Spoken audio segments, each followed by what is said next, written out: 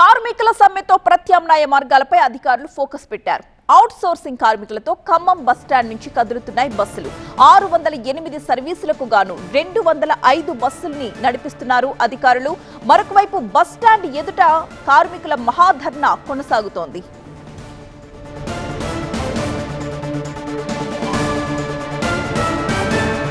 Khammam depot నుంచి మరింత సమాచారం సీనియర్ కరెస్పాండెంట్ నారాయణ అందిస్తారు.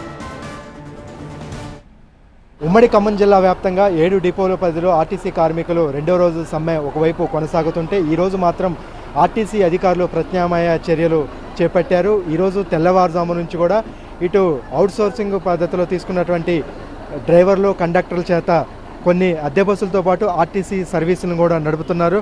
ముఖ్యంగా ఖమ్మం జిల్లాలో ఖమ్మం జిల్లా కేంద్రం నుంచి ఇటు కొత్తగూడెం, భద్రాచలం, మణుగూరు, సత్తుపల్లి ప్రాంతాలకైతే ఈరోజు ఉదయం నుంచి కూడా నడుపుతున్నారు. మొత్తం 680 సర్వీసులు కానీ ఇప్పటికే 280 సర్వీసులు నడపడం జరిగింది. ప్రయాణికులు ఎలాంటి ఇబ్బందులు పడకుండా ఏర్పాట్లు చేసామని, ఎందుకంటే ఇప్పుడు పెళ్లిళ్ళ సీజను, వేసవి సెలవులు కావడంతో ప్రజలు తీవ్ర ఇబ్బందులు పడుతున్నారు. మనం చూడొచ్చు అవుట్సోర్సింగ్ డ్రైవరు, కండక్టర్ కూడా ఇప్పుడు విధులు నిర్వహిస్తున్నారు. హైర్ బస్సులతో పాటు రెగ్యులర్ ఆర్టీసీ సర్వీసులు కూడా నడుపుతున్నారు. ఇప్పుడు మొత్తం 680 సర్వీసులు, మొత్తం 7 డిపోల పరిధిలో 2000 మంది కార్మికులు ఉమ్మడి ఖమ్మం జిల్లా వ్యాప్తంగా ఉన్నారు.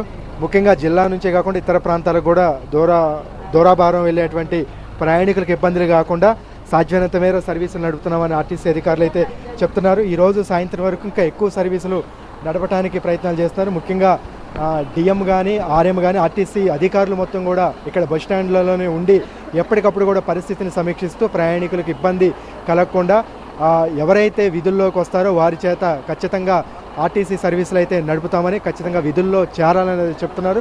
ప్రస్తుతం అయితే డిపో ఎదుట రెగ్యులర్ కార్మికులు ఎవరైతే ఉన్నారో వాళ్ళు మహాధర్నా నిర్వహిస్తారు. మరోవైపు ఖమ్మం కొత్త బస్ స్టాండ్లో మాత్రం ఎవరైతే విధుల్లోకి వచ్చారో అవుట్సోర్సింగ్ కావచ్చు, రెగ్యులర్ కార్మికుల చేత బస్ సర్వీసులు అయితే నడుపుతున్నటువంటి పరిస్థితి ఖమ్మంలో కనిపిస్తుంది. కెమెరామెన్ అప్పారావుతో నారాయణ, టీవీ 9 ఖమ్మం.